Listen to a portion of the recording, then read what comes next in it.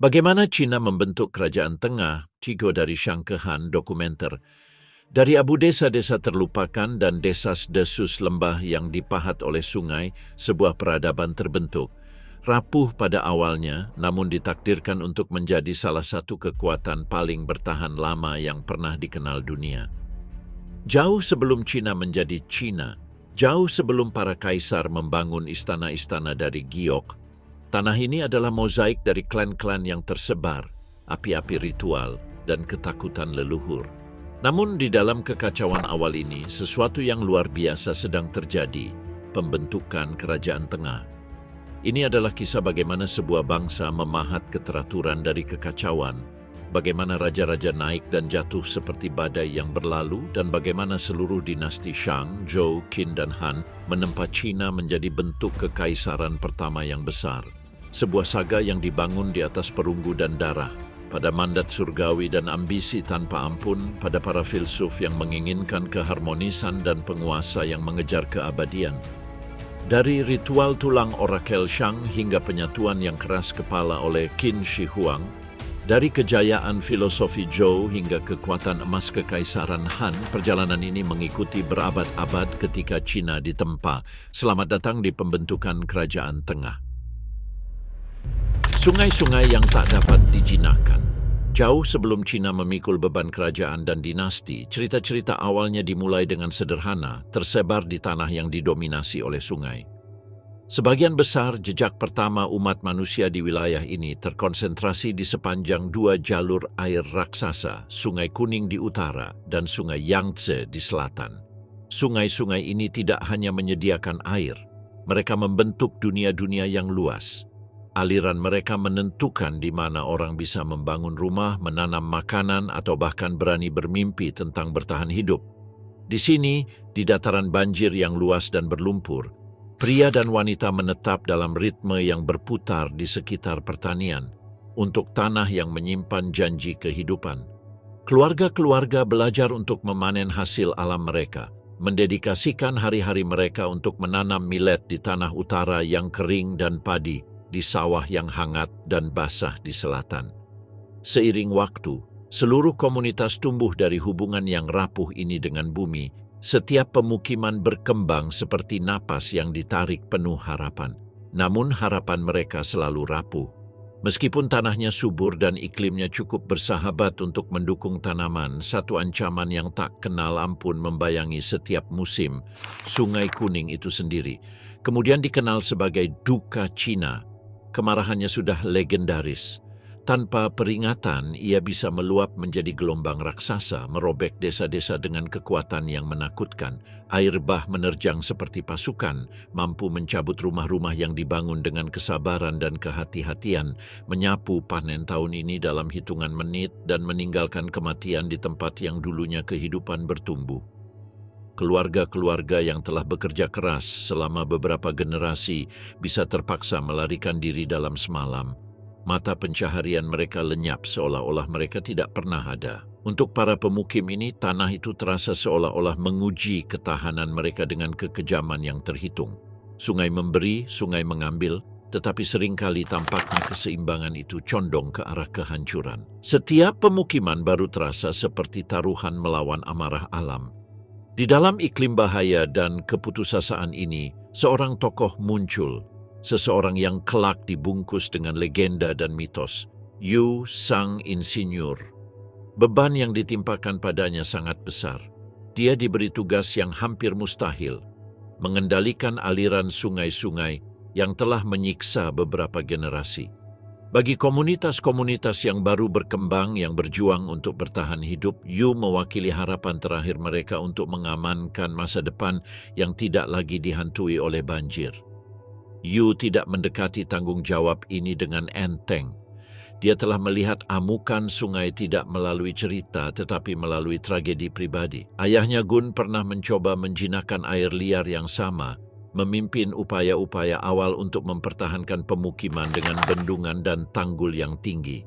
Selama 10 tahun yang panjang, Gun dan anak buahnya mencurahkan keringat dan darah mereka untuk membangun dinding-dinding besar yang dimaksudkan untuk menahan amukan sungai. Namun setiap kali struktur tersebut dibangun, Sungai Kuning semakin meluap. Tidak peduli seberapa lebar tanggul atau seberapa tebal bendungan, sungai menghancurkan usaha mereka dengan kebencian yang hampir sengaja. Kekalahan Gun adalah jenis kegagalan yang bisa menghancurkan seluruh garis keturunan. Namun Yu menolak untuk mewarisi keputusasaan itu. Sebagai gantinya, dia mewarisi misi tersebut. Tanpa takut pada bayangan kegagalan ayahnya, Yu melangkah maju dengan tekad yang hampir tanpa rasa takut. Dia mengerti bahwa sungai tidak tunduk pada kekuatan kasar. Sungai telah merendahkan semua orang yang mencoba. Jadi Yu mengubah strategi sepenuhnya. Dia mencari kemitraan daripada konfrontasi. Untuk mewujudkan ini, Yu bergabung dengan seorang tokoh semi-mitos dalam cerita awal Tiongkok, Hou Yi, yang diingat bukan sebagai pemanah surgawi dalam cerita populer, tetapi sebagai seorang ahli pertanian visioner yang dikreditkan dengan memperkenalkan millet kepada para petani awal. Bersama-sama, Yu dan Hou Yi mempelajari sungai-sungai seolah-olah mereka adalah makhluk hidup. Mereka mengamati medan, melacak pola air, dan mempertimbangkan apa yang telah diabaikan oleh banyak orang sebelumnya, bahwa kuncinya bukan untuk melawan sungai tetapi untuk membimbingnya. Malam-malam panjang mereka dalam merencanakan dan berdiskusi berujung pada ide yang terobosan, sebuah sistem berbasis saluran yang kompleks, yang akan mengarahkan air banjir dengan aman menuju laut. Saluran-saluran ini tidak hanya akan mengalirkan air berlebih yang berbahaya, mencegah kehancuran, tetapi juga menyimpan sebagian dari alirannya, menyimpannya untuk irigasi selama masa kekeringan. Itu adalah desain yang lahir dari pengamatan, kecerdikan, dan rasa hormat yang mendalam terhadap ritme alam. Ketika sistem ini akhirnya dibangun dan dijalankan, efeknya luar biasa. Banjir-banjir bencana yang telah menyiksa wilayah tersebut selama beberapa generasi mulai mereda. Tepi-tepi sungai bertahan, ladang-ladang berkembang, desa-desa tetap berdiri tahun demi tahun. Untuk pertama kalinya, orang-orang bisa tidur tanpa mendengar suara air yang naik di malam hari. Yu telah melakukan yang mustahil, dan orang-orang tahu itu. Sebagai pengakuan atas kemenangannya, Yu Sang Insinyur menjadi Yu Sang Agung, dihormati bukan melalui penaklukan tetapi melalui penyelamatan. Pencapaiannya sangat mendalam sehingga orang-orang mempercayakan kepadanya otoritas tertinggi yang dapat mereka bayangkan, hak untuk memerintah. Dan begitu, dari kesuksesannya lahirlah dinasti pertama yang tercatat dalam tradisi Tiongkok, dinasti Xia. Percikan yang menyalakan siklus kekuasaan dinasti China yang berlangsung selama berabad-abad. Di bawah kepemimpinan Yu, tanah Xia berkembang pesat. Meskipun sebagian besar agraris, masyarakat tersebut membuat kemajuan awal yang dikreditkan pada kecerdikan Xia, termasuk peningkatan alat pertanian dari batu dan pengembangan kalender lunar yang menyelaraskan siklus pertanian mereka dengan pergerakan langit. Seiring dengan pertumbuhan populasi, Yu membagi wilayah itu menjadi 9 provinsi, yang masing-masing diperintah oleh tuan tanah lokal yang setia kepada otoritasnya. Dengan sistem ini, landasan untuk pemerintahan terpusat di Tiongkok telah diletakkan. Namun Yu, seperti sungai yang pernah ia jinakkan, tidak dapat menentang waktu. Setelah beberapa dekade menstabilkan tanah, menenangkan suku-suku tetangga, dan membentuk identitas sebuah bangsa yang hampir tidak memahami kebesaran masa depannya, usia mulai menghampirinya. Kematian yang telah lama ditunda oleh tugas kini mendekat dengan tekad yang tenang. Namun Yu tidak menginginkan putranya Qi untuk menggantikannya. Sebagai gantinya, ia memilih menteri kehukumannya yang terpercaya, Gao Yao, yang ia yakini memiliki kebajikan dan kebijaksanaan untuk memimpin kerajaan. Tetapi tak lama setelah itu, Gao Yao meninggal. Dengan pilihan pertamanya hilang, Yu memilih seorang pemimpin suku bernama Yi untuk menggantikan tugas tersebut. Namun, para tuan tanah provinsi yang sangat setia kepada Yu dan sama setianya kepada tradisi kehormatan keluarga menolak untuk menerima ini. Mereka menuntut agar Qi mewarisi takhta dan akhirnya tekad mereka berhasil. Dengan demikian Qi menjadi penguasa turun-temurun pertama di Tiongkok, naik takhta bukan melalui prestasi atau pencapaian tetapi melalui garis keturunan semata. Momen ini menetapkan presiden yang akan bertahan di Tiongkok selama ribuan tahun. Sebuah model politik di mana garis keturunan menentukan hak untuk memerintah. Tetapi seperti halnya semua dinasti yang lahir dari kemenangan, dinasti Xia akhirnya akan menghadapi kemunduran. Pada abad ke-16 sebelum Masehi, selama pemerintahan keturunan Zhou Yu, Raja Jie dinasti Xia mencapai hari-hari terakhirnya. Jie digambarkan dalam catatan sebagai tiran yang kejam dan terlalu memanjakan diri, seorang pria yang memimpin serangan militer bukan untuk pertahanan atau kebutuhan, tetapi untuk balas dendam pribadi dan keinginan yang mementingkan diri sendiri. Pengadilannya terjerumus dalam pesta-pesta berlebihan, kegembiraan mabuk, dan keinginan-keinginan kekerasan. Imoralitasnya membutakan dia terhadap ketidakpuasan yang merajalela di seluruh negeri. Namun Tiongkok kuno percaya pada keseimbangan kosmik yang dikenal sebagai mandat surga, gagasan bahwa surga memberikan kekuasaan kepada penguasa yang adil dan mencabutnya dari yang jahat. Dan di bawah Jie, tampaknya surga itu sendiri menarik mundur. Saat Tiongkok memasuki zaman perunggu, kekuatan baru muncul dengan senjata perunggu canggih. Pemberontakan mereka bangkit seperti badai. Dengan kekuatan yang cepat dan tegas, mereka menggulingkan Jie dan mengakhiri dinasti Xia. Dari abu-abu masa lalu muncul kekuatan pemerintahan baru, dinasti Shang, yang akan membentuk ulang Tiongkok sekali lagi. Kejatuhan dinasti Shang dan kebangkitan dinasti Zhou. Seiring waktu, dinasti Shang yang pernah kuat mulai membusuk dari dalam. Di pusat kehancurannya berdiri Di Xin, penguasa terakhir Shang. Seorang pria yang kelebihan nafsu yang membawa perilaku merusak dari tiran Xia, Jie. Apa yang dimulai sebagai pemanjaan pribadi segera berubah menjadi pemerintahan yang didefinisikan oleh kekejaman dan kesombongan. Di Xin terkubur dalam kemewahan, pesta tak ada habisnya, pesta pora yang mewah, dan istana yang diperintah dengan ketakutan. Penasihat yang mempertanyakannya disiksa atau dibungkam. Bahkan keluarganya sendiri menderita. Sebuah cerita mengklaim bahwa dia memerintahkan jantung pamannya untuk dicabut sebagai peringatan bagi semua orang. Di luar tembok istana, kerajaan sedang terurai. Kemiskinan semakin dalam, bencana melanda tanah, dan pemberontakan mengguncang ujung-ujung kekaisaran. Banyak yang mulai mengatakan hal yang tak terbayangkan bahwa Shang telah kehilangan mandat surga.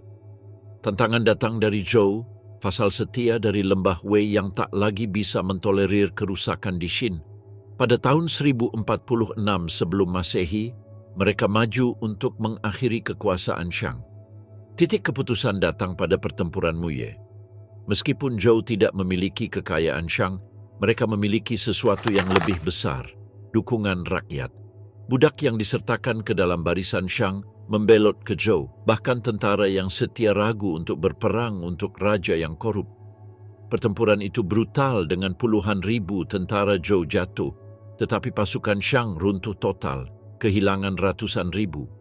Kalah, Di Xin mundur ke istananya, mengelilingi dirinya dengan harta-hartanya dan membakar bangunan itu. Memilih mati dalam api daripada tertangkap. Dengan kemenangan yang tercapai, Zhou tidak hanya mengklaim kekaisaran, tetapi juga berkat surga. Mandat surga menjadi pilar utama pemikiran politik Tiongkok, tetapi Zhou tidak tahu berapa banyak tantangan yang akan mereka hadapi di masa depan. Sementara itu, dinasti Zhou menjadi dinasti terlama yang pernah ada di Tiongkok. Memerintah dari tahun 1046 hingga 256 sebelum Masehi. Itu adalah masa transformasi besar. Sistem irigasi memperluas lahan pertanian, saluran air menghubungkan wilayah-wilayah terpencil, dan perjalanan dengan kuda merevolusi komunikasi dan peperangan. Produksi sutra menyebar melampaui Tiongkok, membuat para pedagang dari jauh terkagum-kagum. Namun lompatan terbesar datang dengan tembaga. Sementara sebagian besar dunia tertinggal berabad-abad, Zhou belajar untuk memproduksi besi menggunakan tungku canggih dan cetakan tanah liat. Senjata dan alat besi meningkatkan pertanian, peperangan, dan pertumbuhan populasi, mendorong Tiongkok ke dalam era teknologi baru. Namun, dengan ekspansi cepat datang ketidakstabilan baru. memerintah kekaisaran besar jauh lebih sulit daripada menaklukkan satu. Namun, wilayah Zhou terpecah menjadi dua era. Pertama, Zhou Barat, yang mengandalkan sistem feodal. Raja memberikan tanah kepada para tuan lokal sebagai imbalan atas kesetiaan. Pada awalnya, ini menciptakan stabilitas. Seiring waktu, itu menumbuhkan ambisi. Generasi-generasi tuan tanah memperoleh kekayaan dan kekuatan militer hingga mereka tidak lagi takut pada raja. Pada akhirnya, mereka memberontak, menyerang ibu kota Zhou di Haojing. Terpaksa melarikan diri ke timur, Zhou mendirikan ibu kota baru di Luoyang. Meskipun dinasti ini bertahan dalam nama, kekuasaan sejati telah terlepas dari genggaman raja. Sebuah babak baru dalam sejarah Tiongkok pun dimulai. Periode Zhou Timur yang dimulai pada 771 sebelum Masehi ditandai oleh fragmentasi politik, tetapi juga ledakan filosofi yang membentuk Tiongkok selamanya. 3 aliran besar muncul: Konfusianisme, legalisme, dan Taoisme. Di tengahnya berdiri Konfusius yang lahir sebagai Kongqiu di negara bagian Lu. Dibesarkan dalam kemiskinan setelah kematian ayahnya yang dini, ia mendedikasikan dirinya untuk belajar, mempelajari sastra, sejarah, dan musik di sekolah untuk orang biasa. Setelah menikah muda dan kehilangan ibunya tak lama setelah itu, ia bekerja di pekerjaan-pekerjaan pemerintah sederhana hanya untuk membiayai pemakaman ibunya. Kebijaksanaannya perlahan mendapatkan perhatian, akhirnya memberinya peran sebagai Menteri Urusan Kriminal. Menyaksikan kerusakan moral Tiongkok secara langsung membentuk filosofi yang ia anut. Konfusius percaya bahwa manusia memiliki kebaikan alami, tetapi masyarakat membutuhkan struktur untuk memupuknya. Ia mendefinisikan 5 hubungan penting yang dikenal sebagai 5 ikatan. Raja kepada subjek, suami kepada istri, ayah kepada anak, kakak laki-laki kepada adik laki-laki, dan teman kepada teman. Ia mengajarkan bahwa menghormati orang tua, menghormati keluarga, dan memenuhi kewajiban seseorang akan menyembuhkan masyarakat yang rusak. Dalam pandangannya, keluarga yang berbudi luhur adalah dasar dari sebuah negara yang berbudi luhur. Ide-idenya akan dibawa selama berabad-abad, memengaruhi Tiongkok dan Asia Timur selama berabad-abad. Jalan menuju negara-negara yang berperang. Konfusius melihat Tiongkok sebagai sebuah keluarga besar yang bersatu bukan karena batasan-batasan wilayah, tetapi karena kewajiban moral bersama. Bagi dia, penguasa seperti orang tua dimaksudkan untuk membimbing dengan kebajikan, bukan dengan ketakutan. Ketika para pemimpin bertindak dengan kasih sayang, ia percaya rakyat akan merespons dengan kesetiaan dan keharmonisan. Namun, sementara Konfusius mempromosikan kebaikan hati, filosofi lain muncul sebagai lawan. Para penganut legalisme memiliki pandangan yang jauh lebih gelap tentang sifat manusia. Mereka berpendapat bahwa manusia pada dasarnya egois dan tidak teratur, dan hanya hukum yang ketat dengan hukuman berat yang bisa menjaga stabilitas. Han Feizi, yang dulu adalah murid Konfusius, menjadi suara utama dari doktrin ini, bersikeras bahwa idealisme tidak akan pernah bisa mempertahankan negara yang terpecah. Seiring dengan menyebarnya kerusuhan di akhir era Zhou, banyak penguasa beralih ke efektivitas kaku dari legalisme. Filosofi ketiga muncul sebagai lawan dari keduanya. Taoisme mendorong individu untuk hidup sesuai dengan aliran alami alam semesta daripada memaksakan keteraturan melalui kode moral atau kontrol hukum. Ia mengajarkan keseimbangan, kelembutan, dan penerimaan yang disimbolkan oleh yin-yang. Bersama-sama, ketiga aliran ini, Konfusianisme, legalisme, dan Taoisme, membentuk inti intelektual peradaban Tiongkok dan mendefinisikan apa yang kemudian disebut oleh para sejarawan sebagai 100 sekolah pemikiran. Namun, sementara para cendekiawan berdebat, dinasti Zhou mulai hancur. Fasal-fasal Zhou yang dulu kini kuat dan ambisius mulai menyatakan diri mereka sebagai raja. Persatuan hancur, dan Tiongkok terpecah menjadi kekuatan-kekuatan yang saling bersaing. Akhirnya, 7 negara besar berdiri di tengah era yang ditandai dengan perang yang terus-menerus: Qin, Han, Yan, Wei, Zhao, Chu, dan Qi. Masing-masing menginginkan dominasi total. Di tengah lingkungan ini, dengan aliansi yang terus berubah dan kampanye tanpa henti, seorang ahli strategi bernama Sun Tzu menulis The Art of War, sebuah panduan revolusioner yang merangkum peperangan menjadi prinsip-prinsip adaptabilitas, penipuan, dan keuntungan psikologis. Di antara 7 negara tersebut, Qin muncul dengan disiplin yang tak tertandingi dan inovasi militer. Di puncaknya adalah Ying Zheng, yang kelak akan memanggil dirinya Qin Shi Huang, Kaisar pertama. Qin memulai dorongan mereka menuju unifikasi dengan menaklukkan negara Han yang rentan. Zhao, yang dulunya adalah rival tangguh, telah dilemahkan secara signifikan beberapa dekade sebelumnya dalam pertempuran Changping yang bencana, di mana hampir 700.000 nyawa hilang antara pasukan Qin dan Zhao. Kelangsungan hidup Zhao kini bergantung pada jenderal terbaiknya, Li Mu, yang strateginya berkali-kali menggagalkan kemajuan Qin. Tidak dapat mengalahkan Li Mu dalam pertempuran terbuka, Ying Zheng beralih ke penipuan. Agen-agen Qin menyuap dan memanipulasi pejabat Zhao, meyakinkan raja bahwa Li Mu merencanakan pengkhianatan. Li Mu dicopot dari komando dan dieksekusi. Tanpanya, Zhao runtuh.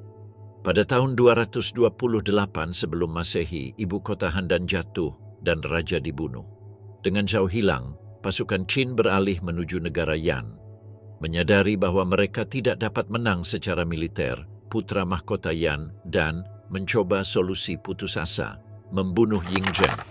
Dia merekrut Jing Ke, yang berpura-pura sebagai pembelot yang membawa hadiah penyerahan.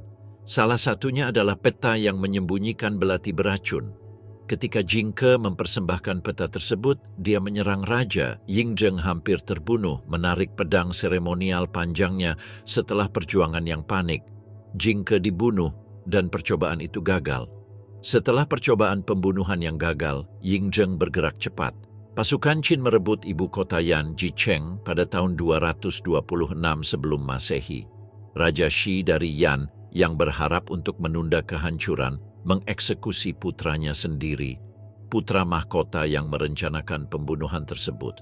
Kemudian dia mengirim kepala putranya kepada Ying Zheng sebagai permintaan maaf. Usaha itu hanya menunda yang tak terelakkan dan pada tahun 222 sebelum Masehi, Qin menaklukkan sisa Yan, menghapuskan negara itu sepenuhnya. Kejatuhan negara-negara yang berperang, Han telah meraih kemenangan. Di bawah Kaisar Gaozu, kekaisaran akhirnya mulai bernapas kembali. Ketertiban kembali ke provinsi-provinsi yang hancur, perbatasan diamankan dari kekacauan, hukum dilunakkan dan direformasi, dan rakyat yang lama kelelahan oleh kekejaman Qin yang menyesakkan merasakan kelegaan yang hati-hati. Namun di bawah lapisan tipis ketenangan ini, kerajaan tengah masih berguncang. Kedamaian ada, tetapi hanya di permukaan. Di bawahnya, ancaman lama diam-diam mengasah pedang mereka. Meskipun Gaozu telah merebut takhta naga, kekaisaran yang ia warisi jauh dari tak terkalahkan. Dari stepa utara datang angin yang membawa ketakutan. Xiongnu, para penunggang kuda nomaden yang tak kenal lelah yang telah mengganggu Qin sebelumnya, terus menggetarkan perbatasan dengan mudah yang menakutkan. Mereka menunggang seperti bayangan di atas padang rumput yang tak ada habisnya.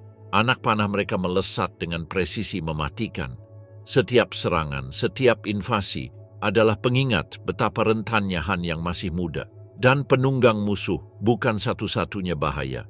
Di dalam kekaisaran, kesetiaan banyak jenderal Han goyah seperti obor yang berkedip dalam angin dingin. Beberapa masih memendam dendam dari perang saudara. Yang lain memendam ambisi besar di belakang layar. Dan beberapa berbisik keraguan, apakah kekaisaran itu layak mendapatkan kesetiaan mereka sama sekali. Stabilitas, sadar Gaozu, jauh lebih rapuh daripada kemenangan. Kemudian datanglah penghinaan. Pukulan demi pukulan dari pasukan berkuda Xiongnu menggempur pasukan Han. Setiap kekalahan mengikis kebanggaan dan mengungkapkan kelemahan. Akhirnya Gaozu menghadapi keputusan yang tidak diinginkan oleh seorang kaisar manapun. Perdamaian yang dibeli melalui tribut, bukan kemenangan. Dan begitu Han memilih untuk mengalah. Alih-alih pasukan, mereka mengirimkan hadiah. Alih-alih baja, mereka menawarkan konsesi.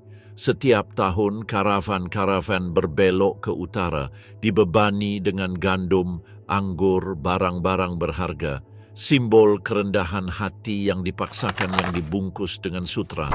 Persembahan ini dimaksudkan untuk mengamankan perdamaian, tetapi setiap tribut juga merupakan pengakuan diam-diam atas kebenaran yang pahit.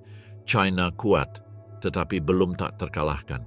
Ketika Gaozu meninggal pada tahun 195 SM, pergulatan baru meletus atas takhta naga, sebuah pertempuran tanpa pedang tetapi jauh lebih berbahaya.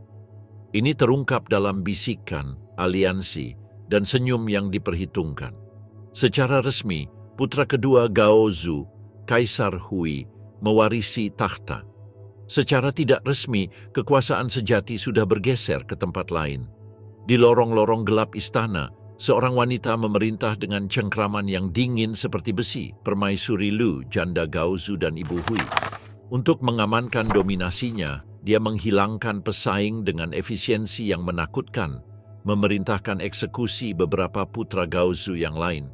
Namun bahkan pembunuhan ini memudar dibandingkan dengan tindakan paling terkenalnya, yang membekukan istana dalam ketakutan dan mengukir namanya dalam legenda. Nyonya Qi, selir favorit Gaozu, juga telah melahirkannya anak-anak. Popularitas membuatnya berbahaya, status ibu membuatnya mengancam, dan kecantikan membuatnya tak tertahankan bagi Permaisuri Lu. Apa yang terjadi selanjutnya menjadi salah satu episode tergelap dalam sejarah Istana Tiongkok. Sejarawan Han Simakian mencatatnya dengan kejelasan yang mengganggu. Permaisuri Lu memotong tangan dan kaki Nyonya Qi. Matanya dicungkil, telinganya dibakar, dan ramuan dipaksa masuk ke tenggorokannya yang membuatnya bisu. Kemudian setelah dimutilasi dan tidak bisa berteriak, ia dibuang ke jamban yang kotor dan dengan penghinaan dinamai babi manusia. Ketika Kaisar Hui melihat apa yang telah dilakukan kepada selir tercinta ayahnya, sesuatu di dalam dirinya hancur. Terkejut dan tak berdaya, ia menyerahkan urusan negara kepada ibunya dan mundur ke dalam kabut minuman dan kenikmatan.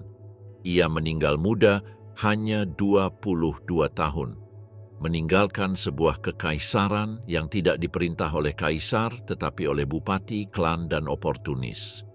Di tengah pergantian penguasa yang rapuh, Han entah bagaimana berhasil mempertahankan kedamaian yang rapuh. Namun, pada tahun 141 sebelum Masehi, segalanya berubah. Seorang kaisar baru naik takhta, Kaisar Wu, seorang penguasa yang pemerintahannya akan berlangsung selama 57 tahun dan membentuk kembali takdir Tiongkok. Namun, bahkan saat Kaisar Wu mulai mengkonsolidasikan kekuasaannya, ancaman dari Xiongnu semakin intensif. Tribut telah membeli waktu, tetapi bukan kesetiaan. Serangan semakin berani, para penunggang semakin ganas. Pada tahun 133 sebelum Masehi, Tiongkok kembali berperang. Selama konflik itu, Han mengirim sejumlah utusan ke barat. Misi mereka tampaknya sederhana, mencari sekutu yang juga takut pada Xiongnu. Namun apa yang mereka temukan jauh melampaui harapan siapapun. Mereka kembali dengan pengetahuan dan deskripsi hidup tentang peradaban yang jauh di luar cakrawala Tiongkok. Kerajaan-kerajaan India, pasar-pasar yang ramai di Asia Tengah, kota-kota kaya di Timur Tengah. Intelijen ini menjadi cetak biru untuk sesuatu yang monumental, Jalan Sutra. Menyusuri dari Tiongkok ke Mediterania yang jauh, jaringan jalur perdagangan ini membawa sutra, giok, rempah-rempah, ide-ide, teknologi, dan akhirnya agama-agama. Orang Yunani menyebut Tiongkok sebagai Ceres, tanah sutra, memberi jalan ini nama legendarisnya. Selama lebih dari 1.500 tahun, jalan sutra akan berdenyut seperti arteri, memompa budaya, kekayaan, dan inovasi melintasi benua. Suatu hari, agama Buddha akan menyebar di sepanjangnya.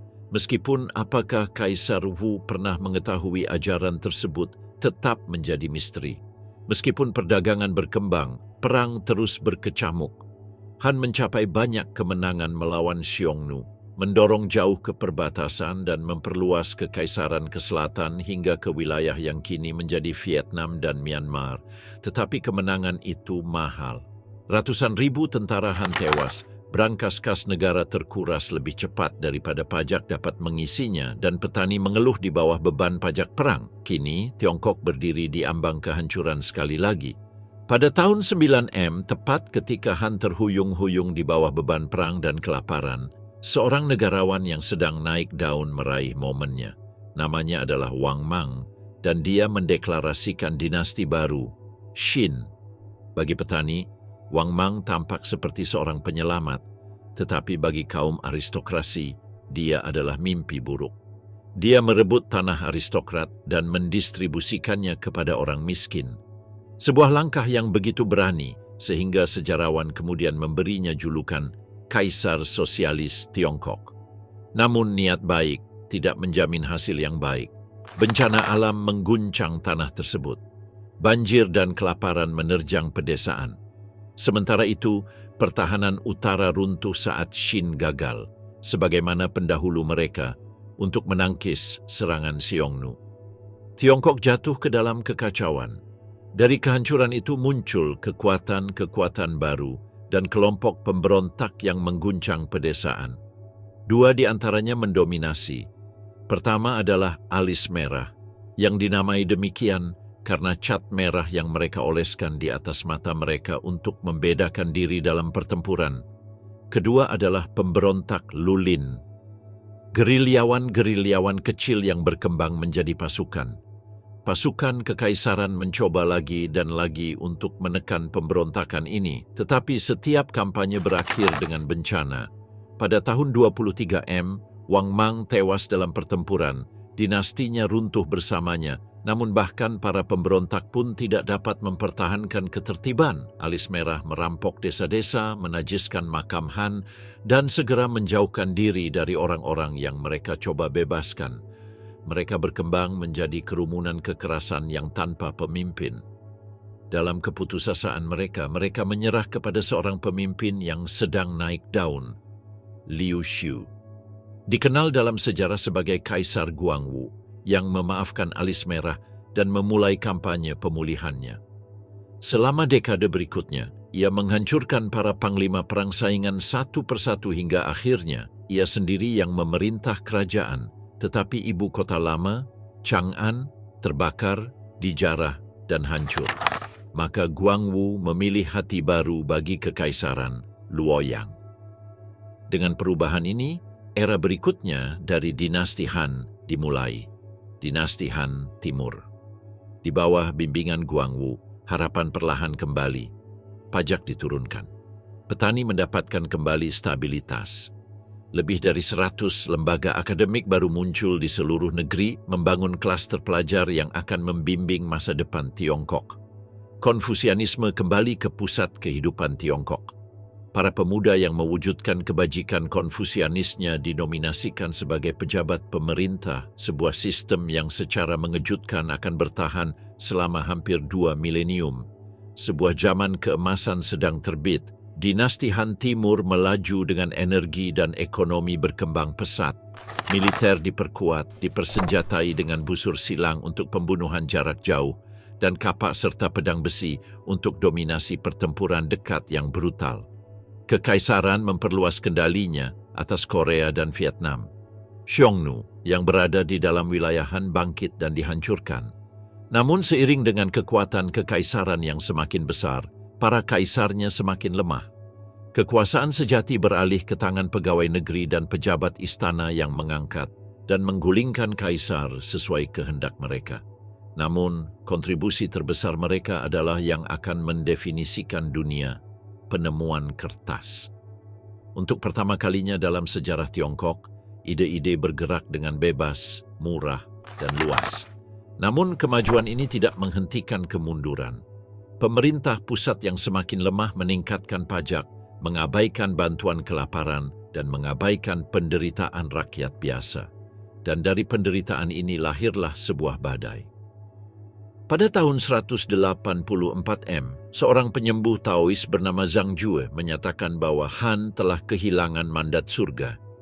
Pengikutnya yang mengenakan turban kuning menyebar ke seluruh Tiongkok seperti api, menyerang kantor-kantor pemerintah, merampok kota-kota, dan menjanjikan era baru kesetaraan. Meskipun pemberontakan akhirnya dihancurkan, kerusakan telah terjadi. Han hancur secara fatal. Untuk bertahan hidup, pemerintah memberi kekuasaan kepada bangsawan regional sekali lagi. Bangsawan-bangsawan ini segera berubah menjadi panglima perang, membagi Tiongkok menjadi kerajaan pribadi. Sebuah era baru konflik dimulai. Panglima perang bertempur, aliansi dihancurkan, dan pasukan bergerak tanpa henti. Akhirnya, hanya 3 negara besar yang tersisa, Wei, Wu, dan Shu Han. Satu persatu mereka jatuh. Pertama Shu Han yang kelelahan oleh perang, kemudian Wei yang ditelan oleh kebangkitan klan Jin yang kuat, dan akhirnya Wu pada tahun 280 Masehi. Tiongkok dipersatukan kembali di bawah dinasti Jin, tetapi persatuan tidak membawa kedamaian. Kaisar Wu dari Jin naik takhta dan dengan cepat meninggalkan pemerintahan untuk kesenangan. Ia mengisi haremnya dengan ribuan wanita dan menciptakan sistem aneh untuk memilih pasangan malam. Ia berkeliling istana dengan kereta yang ditarik kambing, tidur dengan selir yang kebetulan dihentikan kambing. Wanita bahkan menyebarkan garam dan bambu di luar pintu mereka untuk menarik kambing lebih dekat. Selama 8 tahun, Kaisar hidup dalam kabut kenikmatan ini. Pernikahan itu sendiri dilarang sampai ia selesai memilih selir-selirnya. Pemerintahan berhenti, korupsi menyebar. Dan ketika Kaisar Wu meninggal pada tahun 290, Tiongkok terjerumus ke dalam salah satu perang saudara terkelamnya, Perang 8 Pangeran. Panglima perang mengundang suku-suku nomaden, terutama Xiongnu, untuk terlibat dalam konflik mereka. Namun suku-suku ini segera berbalik melawan tuan rumah mereka, menaklukkan Tiongkok Utara, dan memaksa istana Jin untuk melarikan diri ke selatan. Tiongkok terpuruk dalam ratusan tahun fragmentasi hingga akhirnya, pada tahun 581, sebuah dinasti baru muncul dengan janji persatuan, Dinasti Sui. Dinasti Sui menyatukan kembali Tiongkok pada tahun 589 dan memulihkan pemerintahan Han di atas tanah yang terpecah. Mereka juga berusaha untuk mengabsorpsi budaya barbarian utara yang telah menetap di Tiongkok selama kekacauan tersebut. Konfusianisme dan Buddha berkembang di bawah Kaisar Wen yang dibesarkan oleh seorang biarawati Buddha. Tetapi ancaman muncul di luar perbatasan Tiongkok, terutama dari kekuatan Turkik yang sedang bangkit di stepa. Kemudian datang Kaisar Yang, putra Wen, dan bersama-sama segalanya terurai. Terobsesi dengan kemuliaan, Kaisar Yang menuangkan kekuatan kekaisaran ke dalam proyek-proyek pembangunan kolosal. Petani-petani tewas, ribuan orang membangun dan memperluas tembok, jalan, dan istana. Tetapi obsesi terbesarnya adalah penaklukan, yang melancarkan 3 invasi bencana ke Goguryeo di Korea modern. Setiap serangan gagal lebih buruk dari yang terakhir. Dalam kampanye terakhir, 90% tentara Sui tewas, sementara kerugian Goguryeo sangat minimal. Kekaisaran terluka, rakyat kelaparan, pemberontakan terjadi di mana-mana, dan dinasti Sui runtuh di bawah beban ambisi kaisarnya sendiri. Kebangkitan Li Yuan. Tiongkok memasuki tahun-tahun terakhir dinasti Sui dalam kekacauan. Kelaparan menerjang pedesaan, pemberontakan tumbuh seperti api yang melalap, perang yang gagal menguras perbendaharaan, dan seorang kaisar yang terperosok dalam kecurigaan dan kegilaan. Dalam dunia yang runtuh ini, 2 tokoh muncul yang akan membentuk takdir kekaisaran. Li Yuan dan putranya Li Shimin, arsitek yang tidak terduga dari dinasti besar berikutnya di Tiongkok. Lahir pada tahun 566 Masehi, Li Yuan tumbuh dewasa di sebuah kerajaan yang terpecah-pecah, di mana perbatasan berubah secepat loyalitas. Invasi nomaden, politik istana yang kejam, dan penguasa yang hidup dalam ketakutan terus-menerus menjadikan status tinggi seberbahaya seperti prestis. Keluarganya memiliki ikatan erat dengan rumah kekaisaran, tetapi di bawah Kaisar Yang Guang, kedekatan dengan takhta naga bisa mematikan. Tirani Yang Guang berkembang dengan setiap tahun yang berlalu, Dan bahkan pejabat yang paling setia pun belajar bahwa sebuah langkah salah bisa menghilangkan segalanya. Sementara Li Yuan menavigasi arus berbahaya dari intrik istana, putranya Li Shimin membangun reputasinya di medan perang. Masih muda ia menunjukkan kecemerlangan strategis yang mengejutkan komandan veteran. Ia menghancurkan pasukan Turkik berulang kali, bahkan mengorkestrasi satu penipuan legendaris. Menggunakan bendera dan drum untuk mensimulasikan pasukan yang besar, ia menggertak pasukan Turkik untuk mundur tanpa menumpahkan setetes darah pun. Namun bahkan kemenangan Shimin tidak bisa menyembunyikan kenyataan.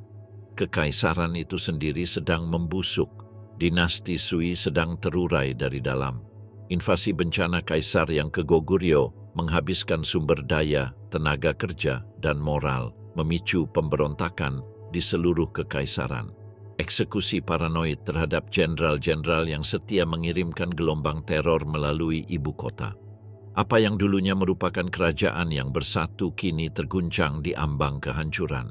Li Yuan melihat bahaya yang semakin mendekat, tetap tunduk pada kaisar tidak lagi berarti kesetiaan. Itu adalah bunuh diri.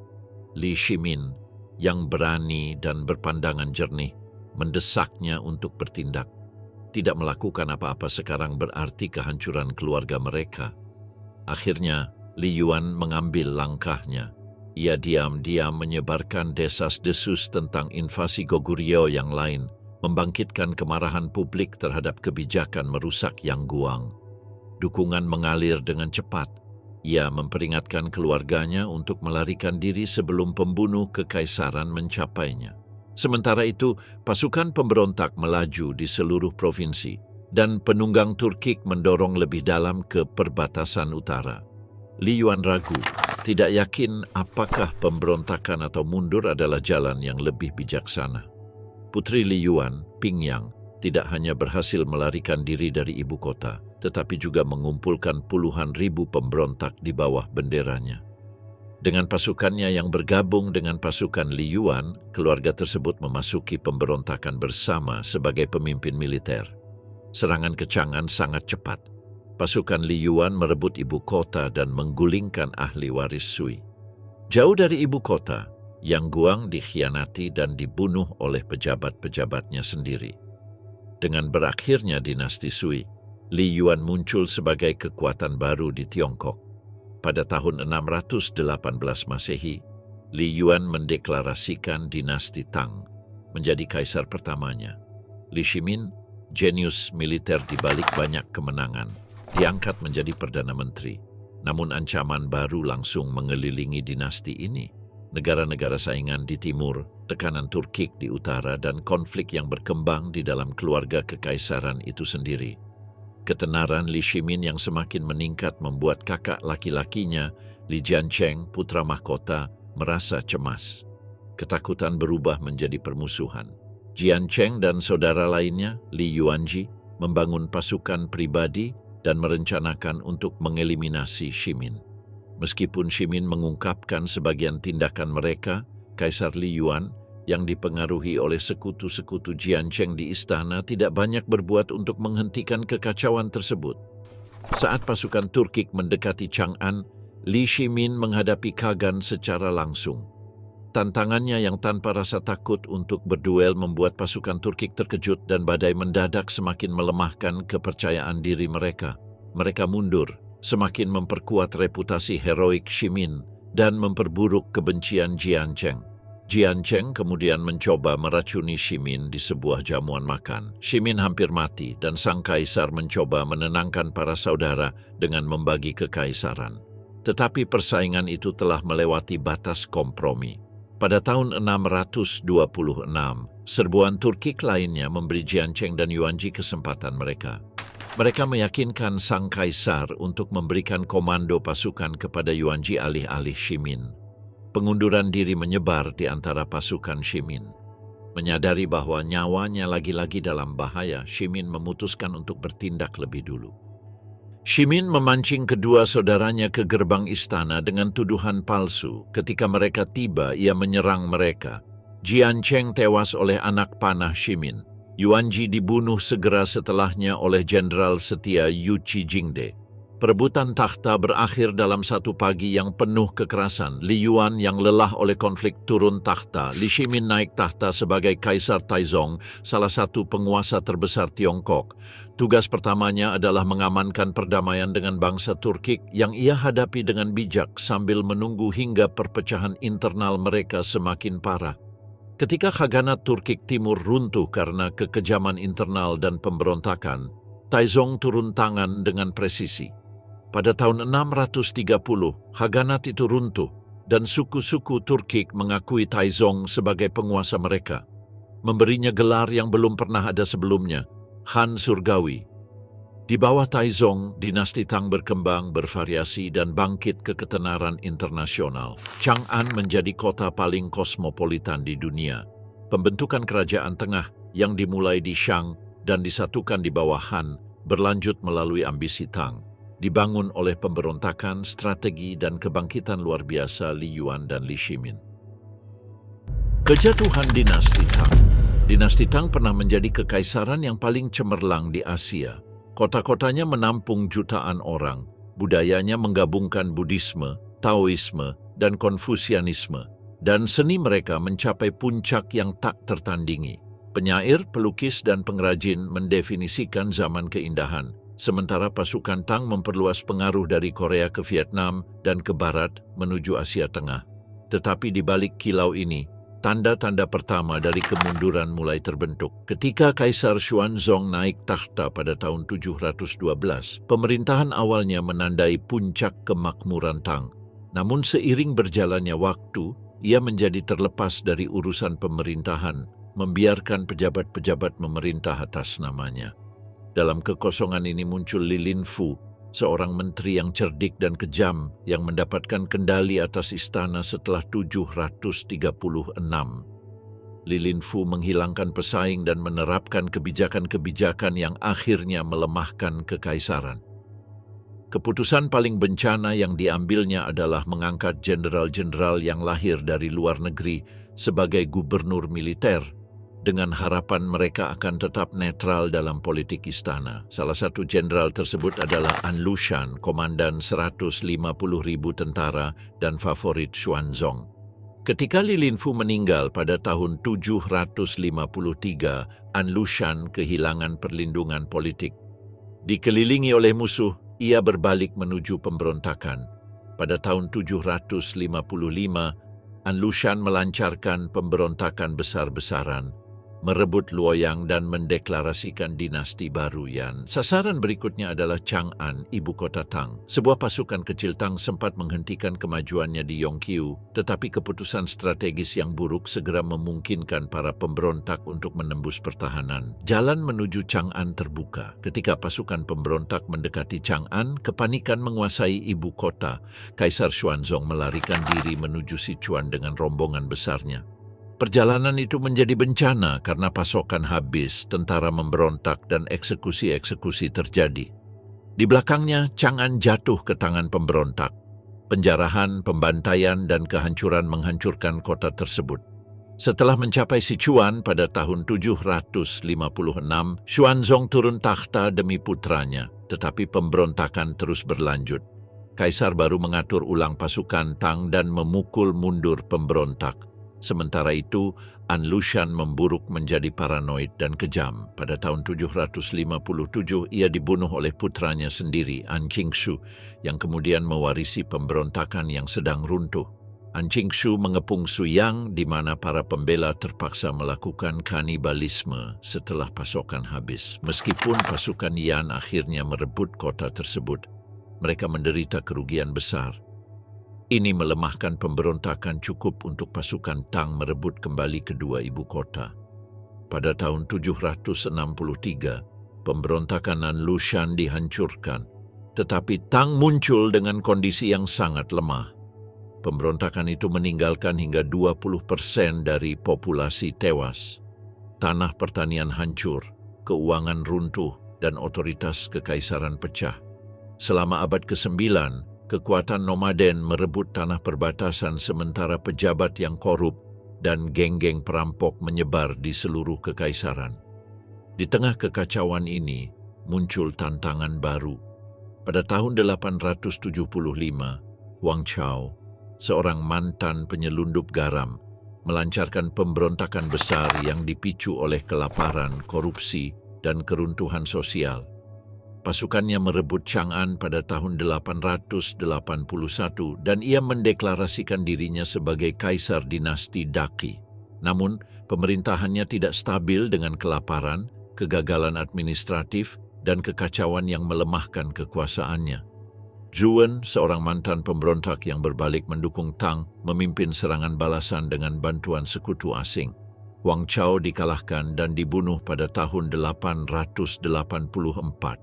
Pemberontakannya memberikan pukulan terakhir yang tak terbalikan bagi dinasti Tang.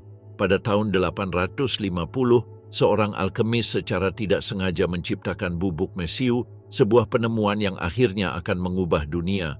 Namun, bagi Tang, penemuan ini datang terlalu terlambat. Pada akhir abad ke-9, negara telah terpecah tanpa harapan untuk diperbaiki. Panglima perang menguasai tanah, militer terpecah, dan kekuasaan pusat menguap. Tiongkok bergerak menuju era 5 dinasti dan 10 kerajaan, sebuah waktu pembagian dan konflik yang muncul dari abu dinasti Tang yang pernah kuat. 5 dinasti dan 10 kerajaan. Era yang mengikuti keruntuhan pemerintahan Tang akan menjadi salah satu bab paling kacau dalam sejarah Tiongkok. Sebuah zaman di mana kesetiaan berubah seperti pasir di gurun, dan di mana kekaisaran terpecah menjadi serpihan-serpihan yang cukup tajam untuk menggores darah. Para sejarawan kemudian memberi nama periode yang penuh gejolak ini, periode 5 dinasti dan 10 kerajaan. Namun bagi mereka yang mengalaminya, itu terasa lebih seperti dunia yang runtuh dalam gerakan lambat daripada sekadar era sejarah. Penulis sejarah pada zaman itu sering mengakui bahwa periode ini sangat sulit untuk diikuti. Dan bagaimana bisa tidak? Kadang-kadang, tampaknya seperti seluruh struktur kerajaan berguncang di bawah beban pengkhianatan, pembunuhan, dan aliansi yang hancur sebelum tinta pada perjanjian mereka kering. Jenderal-jenderal dinobatkan satu musim dan tewas di musim berikutnya. Faksi-faksi bermunculan dan layu seperti bunga yang membeku. Dalam banyak hal, ini adalah tanda dari periode negara-negara yang berperang yang kuno, seolah-olah hantu-hantu zaman itu kembali untuk menuntut babak kedua. Dari lanskap yang terpecah ini muncul 5 dinasti di utara, masing-masing berjuang untuk mengklaim legitimasi. Sementara itu di selatan dan barat, 10 kerajaan independen muncul. Cukup stabil untuk bertahan untuk sementara waktu, tetapi tidak pernah cukup kuat untuk membentuk takdir seluruh kerajaan. Bahkan dalam stabilitas relatif mereka, kerajaan-kerajaan selatan hanyalah catatan kaki yang tenang dibandingkan dengan kebangkitan kekerasan dan jatuhnya yang dahsyat dari 5 dinasti utara. Namun, orang pertama yang merebut takhta utara adalah Zhu Wen, seorang panglima perang yang sebelumnya pernah bertarung dalam pemberontakan Huang Chao besar sebelum berpihak dan menawarkan jasanya kepada Tang. Tetapi Zhu Wen adalah seorang pria dengan hasrat yang jauh lebih besar daripada kesetiaan. Dan begitu istana Tang mulai membusuk, ia melihat peluangnya. Pada tahun 904, ia melakukan sebuah tindakan yang mengejutkan bahkan bagi generasi yang sudah terbiasa dengan kekejaman. Ia mengeksekusi Kaisar Tang dan memaksa putra kaisar yang telah meninggal yang berusia 13 tahun untuk naik takhta sebagai boneka. Hanya sekadar sosok yang gemetar di belakangnya di mana Zhu Wen dapat bergerak. 3 tahun kemudian, pada tahun 907, topeng itu terlepas sepenuhnya. Zhu Wen mengambil alih takhta, mendeklarasikan dirinya sebagai kaisar dari dinasti Liang. Kemudian, yang pertama dari 5 dinasti, tetapi tak ada mahkota di era ini yang dikenakan tanpa darah, dan tak ada takhta yang pernah tak diperebutkan. Di dataran utara, panglima perang meradang atas deklarasi Zhu Wen. Di antara para pesaing ini berdiri Li Keiyong, seorang jenderal keras yang dulu pernah berusaha dibunuh oleh Zhu Wen.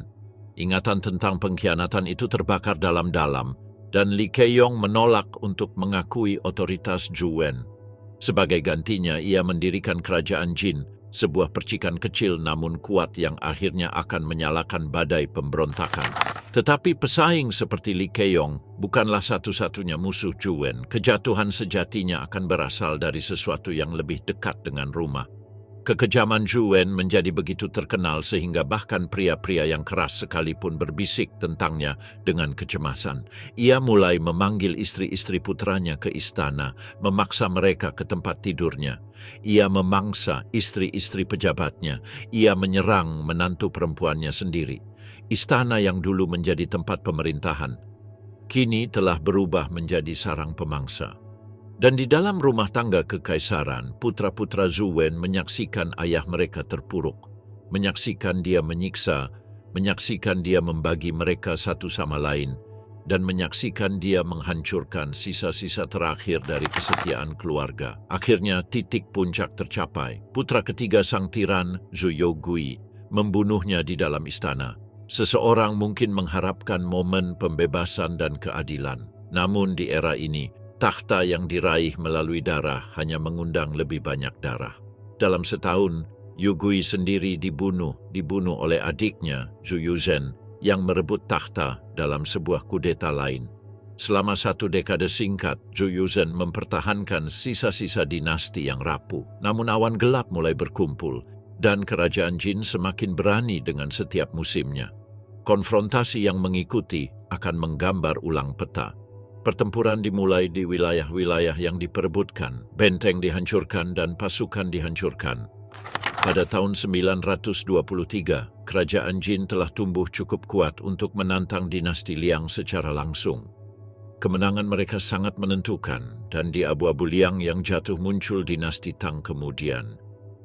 Mereka memilih nama Tang dengan sengaja karena nama itu membawa zaman keemasan yang mereka harap dapat dibangkitkan kembali. Kaisar pertamanya, Li Chunchu, putra Li Keong, memasuki panggung dengan janji kejayaan. Sebentar, tampaknya Tiongkok akhirnya dapat bersatu di bawah sebuah bendera yang baru dan stabil, tetapi kejayaan tidak menjamin kebijaksanaan. Li Chunchu menimbun kekayaan bersama selirnya, Permaisuri Liu, memanjakan diri mereka dengan kemewahan sementara tentaranya, para pria yang telah berjuang untuk menempatkannya di takhta, tidak dibayar dan tidak diakui. Pada musim semi tahun 926, Li Chunchu tewas dalam sebuah pemberontakan, meninggalkan takhta kosong sekali lagi. Dan dari kekacauan itu seorang pesaing baru muncul. Dinasti ketiga periode ini muncul ketika Shi Jingtang, seorang jenderal berpengalaman, merebut kekuasaan dan mendeklarasikan dimulainya dinasti Jin kemudian. Namun Shi Jingtang kekurangan kekuatan militer yang dibutuhkan untuk mempertahankan persatuan Tiongkok, dan keputusasaan membawanya ke utara untuk membuat kesepakatan dengan Khitan nomaden, penguasa tanah yang membentang dari Mongolia hingga lebih jauh.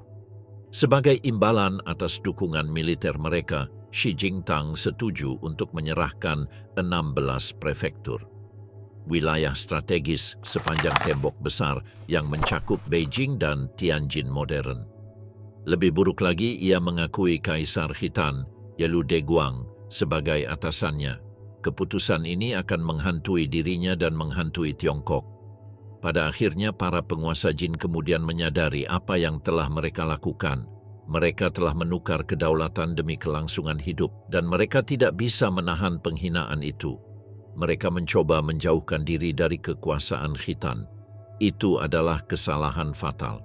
Menyulut amarah, Yelu Deguang berbaris ke selatan dengan kemarahan, menerjang tanah Jin kemudian dan memusnahkan perlawanan. Prefektur Shang dijarah, penduduknya dibantai. Dari penaklukan ini muncul dinasti Liao, dan Yelu Deguang menyatakan dirinya sebagai kaisar seluruh Tiongkok. Namun pemerintahannya adalah mahkota duri.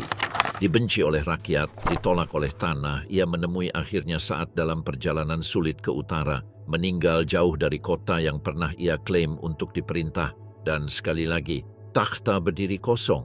Memanfaatkan momen ini, seorang pemberontak bernama Liu Ziyuan mendeklarasikan dinasti Han kemudian, tetapi takdir tidak menunjukkan belas kasihan padanya. Dalam waktu setahun, ia tewas. Putranya yang berusia 17 tahun, Liu Chengyao, mewarisi takhta. Muda, kurang pengalaman, dan tragisnya tidak siap. Seorang menteri bernama Guo Wei melihat kelemahan di jantung rezim baru, mengambil tindakan ke tangannya sendiri. Dalam 3 tahun ia merebut takhta, menghancurkan dinasti Han kemudian dan mendirikan dinasti Zhou kemudian. Begitu saja dinasti keempat hilang, dinasti kelima dimulai, dan jam sejarah berdetak menuju reunifikasi.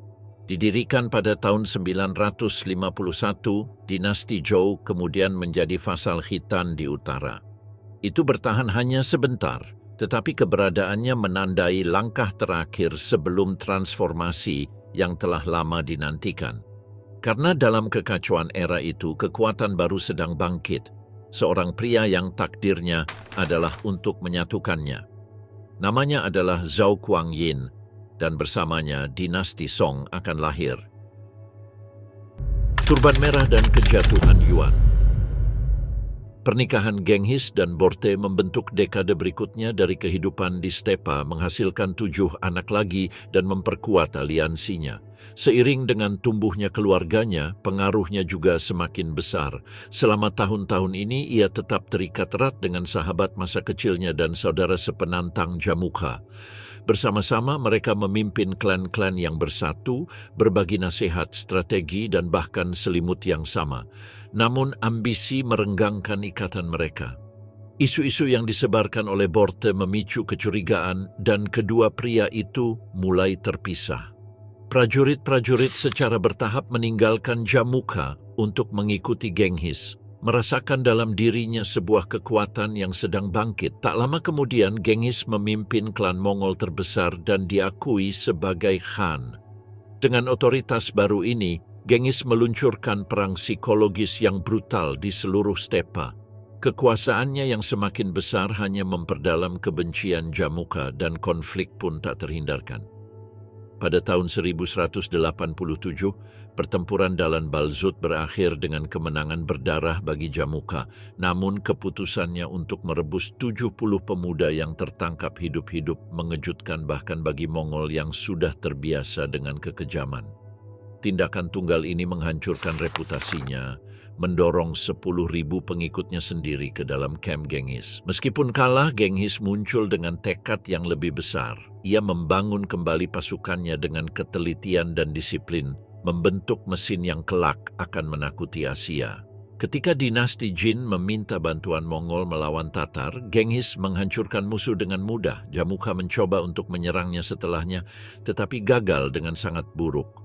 Setelah beberapa kekalahan, ia melarikan diri hingga pengikutnya sendiri mengkhianatinya. Diserahkan kepada Genghis, Jamukha menolak belas kasihan dan meminta kematian yang terhormat, mengakhiri persahabatan panjang yang berubah menjadi persaingan.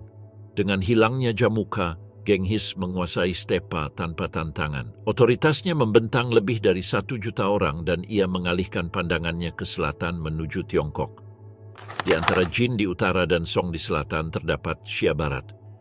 Genghis menaklukkan Xia pada tahun 1209, kemudian bergerak menuju Jin yang dengan bodohnya mengeksekusi utusannya. Marah, ia menembus tembok besar pada tahun 1211. Setelah 2 tahun yang brutal, Zhongdu jatuh dan wilayah inti Jin runtuh. Pada tahun 1227, saat kemenangan sudah di depan mata, Genghis meninggal karena demam. Kekaisarannya sangat besar, dibangun melalui pembantaian, strategi, dan kesuburan yang luar biasa. Namun mesin perang Mongol tetap berlanjut di bawah putra-putranya. Pada tahun 1230-an, Mongol dan Song Selatan sebentar beraliansi untuk menghancurkan Jin pada tahun 1234. Setelah Jin musnah, Mongol berbalik menyerang Song itu sendiri. Kampanye-kampanye awal terhenti, tetapi pada tahun 1251, Mongke Khan menghidupkan kembali ofensif dan memperluas kekuatan Mongol ke seluruh Asia. Ia menempatkan saudaranya Kublai untuk memimpin front selatan. Kublai mempelajari medan perairan Song dan mengubah militer Mongol secara radikal dengan membangun angkatan laut, sesuatu yang belum pernah dicoba oleh penguasa Mongol sebelumnya. Pada tahun 1279, setelah pengepungan dan perang laut yang tiada henti, Song Selatan jatuh. Tiongkok ditaklukkan. Untuk pertama kalinya, kerajaan tengah diperintah oleh seorang asing, Kublai Khan, pendiri dinasti Yuan. Turban Merah bergerak seperti badai yang sedang naik, sebuah pasukan yang dibentuk oleh kesulitan, kelaparan, dan keinginan yang membara untuk merebut kembali tanah yang telah lama dibayangi oleh kekuasaan asing. Pemimpin mereka, Zhu Yuanzhang, pernah mengembara di pedesaan sebagai seorang biksu Buddha yang miskin, mengemis makanan di gerbang biara, dan menyaksikan langsung penderitaan yang dibiarkan berkembang oleh pemerintahan Yuan yang dipimpin oleh Mongol. Tahun-tahun itu telah membentuknya menjadi sebuah tekad yang tidak tergoyahkan, seolah setiap kelaparan yang ia alami dan setiap kuil yang ia sapu telah mempersiapkannya untuk satu tujuan, menggulingkan sebuah kekaisaran. Di bawah komando Zhu, Turban Merah menyempurnakan taktik gerilya mereka menjadi perang yang disiplin. Mereka mempelajari kelemahan Mongol, memanfaatkan cengkeraman mereka yang semakin melemah di selatan dan mendorong dengan efisiensi yang menakutkan. Hingga pada tahun 1368, Kekaisaran Mongol yang tampaknya tak terkalahkan terpaksa meninggalkan takhta naga. Kaisar Yuan terakhir melarikan diri ke stepa utara, meninggalkan sebuah kekaisaran yang terpecah oleh korupsi, wabah, dan kelelahan. Namun meskipun kalah, Yuan meninggalkan warisan yang tak dapat dihapus. Karena meskipun mereka memerintah Tiongkok kurang dari 1 abad, mereka telah mengubahnya dengan cara yang tidak pernah dilakukan oleh dinasti sebelumnya. Di bawah Mongol, pintu Tiongkok terbuka lebar ke barat. Karavan bergerak lebih bebas di sepanjang jalan sutra, perdagangan melonjak, ide-ide, teknologi, dan para pelancong melintasi perbatasan dengan kemudahan yang belum pernah ada sebelumnya. Kekaisaran itu sendiri berkembang, memperluas jangkauannya dengan persatuan yang ditegakkan melalui ketepatan Mongol dan kekuatan militer yang luar biasa. Dan begitu, meskipun kejatuhan Yuan, nama-nama seperti Genghis Khan dan Kublai Khan tetap terukir permanen dalam kesadaran sejarah Tiongkok. Sosok-sosok besar yang asal-usulnya terletak di luar dunia Han, namun pengaruh mereka meresap dalam peradaban Tiongkok. Namun, apa yang akan bangkit dari abu-abu Yuan akan mengubah Tiongkok, bahkan lebih dalam lagi. Pada tahun yang penuh gejolak 1368, Zhu Yuanzhang melangkah ke kota terlarang dan mendeklarasikan dirinya sebagai kaisar. Era dinasti Ming dimulai, sebuah dinasti yang akan berdiri sebagai salah satu yang paling tangguh dalam sejarah Tiongkok dan dunia. Kaisar baru itu mengadopsi nama pemerintahan Hongwu, yang berarti kekuatan militer yang luas, dan ia akan membuktikannya. Dengan tekad untuk tidak membiarkan kekuasaan asing atau kerusakan internal mengancam Tiongkok lagi, Hongwu membangun pasukan tetap lebih dari 1 juta tentara, sebuah kekuatan yang tak tertandingi oleh kerajaan Eropa manapun pada masa itu. Itu bukan hanya sebuah pasukan. Itu adalah deklarasi fisik bahwa Tiongkok tidak akan lagi tunduk pada penyerbu. Hongwu mendeklarasikan Nanjing sebagai ibu kota, mengubahnya menjadi pusat kebangkitan Han yang dinamis. Untuk pertama kalinya dalam 1 abad, adat istiadat Han tradisional kembali muncul dengan kebanggaan yang kuat. Neo-Konfusianisme, yang diabaikan dan dipandang rendah di bawah Mongol, kembali sebagai tulang punggung intelektual kekaisaran. Para cendekiawan kembali terjun ke kehidupan politik, pedagang merasa aman kembali, dan seniman menemukan diri mereka berada di salah satu periode kreatif paling subur yang pernah dialami Tiongkok. Selama kebangkitan budaya ini, novel epik Romance of the Three Kingdoms ditulis, menghidupkan kembali kisah-kisah kehancuran dinasti Han dan menangkap imajinasi jutaan orang selama berabad-abad yang akan datang. Untuk membangun pemerintahan yang kuat dan loyal, Hongwu menghidupkan kembali ujian pegawai negeri Konfusianisme dengan menekankan bahwa birokrat harus memperoleh status mereka melalui studi dan prestasi, bukan privilege. Sementara itu, pakaian Mongol, nama Mongol, dan kebiasaan Mongol dilarang. Pesan bahwa Tiongkok kembali menjadi milik orang Tiongkok jelas, namun reformasi Hongwu jauh melampaui simbolisme. Telah bertahan dari kelaparan dan bencana sebagai seorang petani, ia lebih memahami daripada penguasa sebelumnya betapa rapuhnya kehidupan seorang petani. Bertekad untuk mencegah penderitaan yang ia alami, ia memerintahkan pembangunan jaringan irigasi besar-besaran, membangun tanggul baru, memulihkan sistem banjir kuno, dan mendorong inovasi pertanian. Seiring dengan mengalirnya air lebih teratur dan perluasan ladang, populasi berkembang pesat, perdagangan gandum meningkat, pasar berkembang. Tiongkok seolah terlahir kembali, dan Hongwu belum selesai. Menyadari bahwa peperangan sedang berkembang, ia memerintahkan bahwa 10% dari pasukannya dilatih sebagai penembak, mempercepat penguasaan Tiongkok atas senjata bubuk mesiu awal. Meriam, senjata api primitif, dan teknologi pengepungan baru mengokohkan militer Ming sebagai salah satu yang paling maju di dunia. Mampu menahan sisa-sisa Mongol di utara dan mencegah ancaman dari luar perbatasannya. Sementara itu, kekuasaan telah mengangkat Hongwu ke ketinggian yang tak terbayangkan, tetapi itu juga mengubahnya, sedikit demi sedikit. Trauma masa kecilnya bercampur dengan rasa lapar, kematian, dan kekacauan yang meninggalkan bekas luka mendalam. Bekas luka yang berbalik menjadi kecurigaan, lalu paranoia, akhirnya teror. Untuk mempertahankan kontrol mutlak, Hongwu menyusun kode hukum baru yang berbeda dari apapun yang pernah dilihat Tiongkok. Itu sedetail mungkin dan sekejam mungkin. Eksekusi-eksekusi menjadi tontonan publik, namun siksaan seperti lingci, kematian mengerikan dengan 1000 luka di mana daging korban dipotong sedikit demi sedikit. Hukuman lain, kulit dipisahkan, menghilangkan kulit seluruhnya. Kekejaman ini dimaksudkan bukan hanya untuk menghukum penentangan, tetapi untuk menghancurkan gagasan pemberontakan itu sendiri. Pembantaian dilakukan terhadap mereka yang diyakini tidak setia. Seluruh keluarga menghilang. Pejabat istana gemetar setiap kali dipanggil, mengetahui bahwa satu tuduhan bisa berakhir dengan bencana. Namun ketakutan Hongwu tidak sepenuhnya dibayangkan. Mongol masih mengintai di utara, merampok dan menguji pertahanan Tiongkok. Dan dengan demikian Hongwu menanamkan obsesi yang bertahan pada penerusnya. Perkuat perbatasan Tiongkok dengan biaya berapapun. Obsesi ini akan bergema melalui generasi berikutnya, membentuk salah satu prestasi rekayasa terbesar Tiongkok.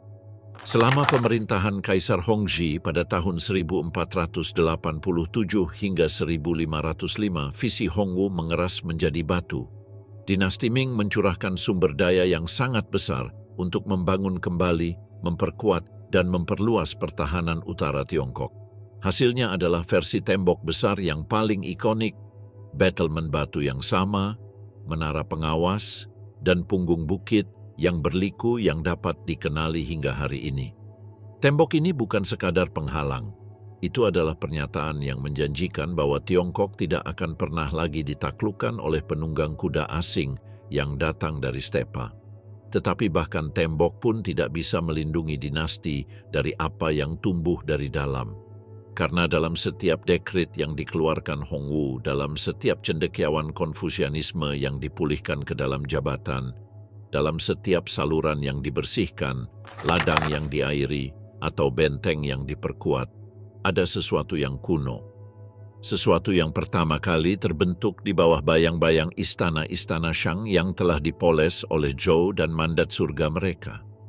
Diuji oleh negara-negara berperang, diperkeras oleh penaklukan Qin, dan diabadikan melalui warisan abadi Han. Kerajaan Tengah selalu lebih dari sekadar dinasti.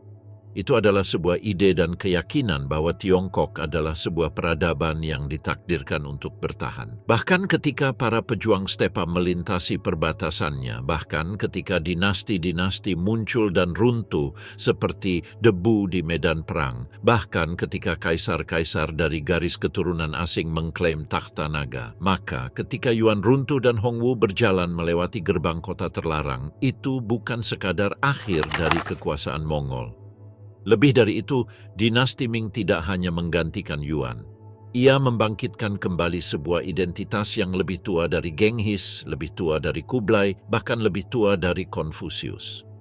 Sebuah identitas yang telah dibentuk selama ribuan tahun oleh perjuangan raja-raja awal, filosofi para bijak, dan perjalanan tanpa henti dari Shang ke Zhou ke Han. Sekarang di bawah Hongwu, Identitas kuno itu kembali mengalir ke permukaan seperti sungai yang kembali ke alirannya, tetapi sejarah akan membuktikan bahwa tembok saja tidak bisa melindungi warisan ini. Karena meskipun Ming merayakan kebangkitannya, bayangan-bayangan berbisik di luar cakrawala dengan ambisi yang bergolak di utara, para konspirator bangkit di dalam istana, dan negeri-negeri jauh yang segera dijangkau oleh armada kapal harta yang akan menantang batas-batas dunia yang dikenal. Kerajaan Tengah telah merebut kembali takhtanya, tetapi ujian-ujian itu belum berakhir. Dan cerita tentang bagaimana Tiongkok yang ditempa dalam api dinasti-dinasti awalnya bertahan menghadapi badai-badai kerajaan yang akan datang baru saja dimulai.